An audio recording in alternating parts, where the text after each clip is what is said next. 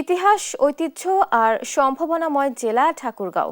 ত্রয়োদশ জাতীয় সংসদ নির্বাচন সামনে রেখে দেশের অন্যান্য জেলার মতো ঠাকুরগাঁয়ের ৩টি সংসদীয় আসনেও বইছে নির্বাচনী হাওয়া। প্রার্থীরা ব্যস্ত গণসংযোগে আর ভোটাররাও তৈরি তাদের জনপ্রতিনিধি বেছে নিতে। তবে এ জেলার অন্যতম সমস্যা স্বাস্থ্য খাত, রাস্তাঘাটের অবস্থাও নাজুক। একই সঙ্গে বেকারত্ব দূর করতে কর্মসংস্থান সৃষ্টির দাবি ভোটারদের। ঠাকুরগাঁও থেকে সহকর্মী শাকিল আহমেদকে সঙ্গে নিয়ে তাইফুর রহমান তুহিনের প্রতিবেদন। ঠাকুরগাঁও সদর, পীরগঞ্জ, বালিয়াডাঙ্গি, হরিপুর ও রানীশংকৈল এই 5টি উপজেলা নিয়ে গঠিত ঠাকুরগাঁও জেলা। এখানে জাতীয় সংসদের 3টি আসন। ত্রয়োদশ জাতীয় সংসদ নির্বাচনে ঠাকুরগাঁও 1 আসনে বিএনপির মনোনীত প্রার্থী দলটির মহাসচিব মির্জা ফখরুল ইসলাম আলমগীর, জামায়াতের প্রার্থী কেন্দ্রীয় নেতা দেলাওয়ার হোসেন আর এনসিপির প্রার্থী এখনো চূড়ান্ত হয়নি। ঠাকুরগাঁও 2 আসনে বিএনপির প্রার্থী ড্যাবের সাবেক মহাসচিব ডাক্তার আব্দুল সালাম, জামায়াতের প্রার্থী মাওলানা আব্দুল হাকিম, এনসিপির প্রার্থী রবিউল ইসলাম।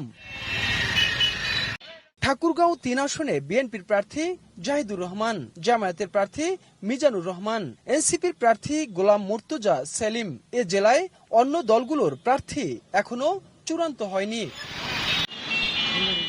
স্থানীয়দের দাবি, ভোট এলেই প্রার্থীরা নানামুখী উন্নয়নের পরিকল্পনার কথা বললেও তা বাস্তবায়ন হয় না। তাই এবার সুযোগ এসেছে সঠিক প্রার্থীকে বেছে নেয়ার। ফসলের দাম দিবেন একটা। কৃষিকাজে কোনো যন্ত্রপাতি বা মেশিন টেশিন নাই বা ওরকম ডিপ টিউবওয়েল নাই। এই বিএনপি সরকার আসলে আমার এই এলাকা আর বাংলাদেশের জন্য খুব ভালো হবে। ঠাকুরগাঁও 2 আসনে ডাক্তার সালামকে চাই আমরা। 40 বছর ধরে অসংখ্য খুশির মিছিলে ছিল আইডিয়ালসে, থাকবে আগামীতেও। এরই মধ্যে জেলার 3টি আসনে প্রচার ও গণসংযোগে ব্যস্ত সময় পার করছে প্রার্থীরা। এটাই হয়তো আমার শেষ নির্বাচন। আমি আপনাদের কাছে, আপনাদের মানুষ হিসেবে আমি কাজ করার চেষ্টা করেছি। কৃষকদের উন্নয়ন, যোগাযোগের ব্যবস্থা করতে হবে, এখানে ইন্ডাস্ট্রি করে এই চাকরি সংস্থান করতে হবে। মানুষ পরিবর্তন চায়, মানুষের মধ্যে এখন পরিবর্তনের চিন্তা চেতনা। আমাদের যে নতুন বাস্তবতার যে আকাঙ্ক্ষার কথা বলছি, নতুন বন্দোবস্তের কথা বলছি, তারা আমাদের প্রত্যেককেই কাছে টেনে নিয়েছে। ঠাকুরগাঁও 1 আসনে 1986 সাল থেকে 2024 সাল পর্যন্ত 10টি সংসদ নির্বাচনের ফল বিশ্লেষণে দেখা যায় এ আসনে আওয়ামী লীগ 7 বার, বিএনপি 2 বার ও জাতীয় পার্টি 1 বার জয়ী হয়। আর 2 আসনে 2 বার কমিউনিস্ট পার্টি, 1 বার বিএনপি, 1 বার জাতীয় পার্টি আর 7 বার আওয়ামী লীগ প্রার্থী জয়ী হয়।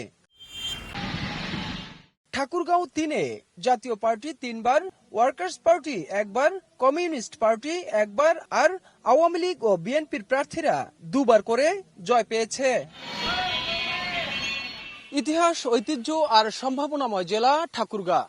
3টি সংসদীয় আসন নিয়ে এই জেলায় গত আওয়ামী লীগ সরকারের আমলে লাগেনি তেমন উন্নয়নের ছোঁয়া। তাই আগামীতে যারা ক্ষমতায় আসবেন তাদের কাছে ভোটারদের প্রত্যাশা তারা জেলার উন্নয়নে সর্বোচ্চ ভূমিকা রাখবেন। তাইফুর রহমান তুহিন, দেশ টিভি, ঠাকুরগাঁও।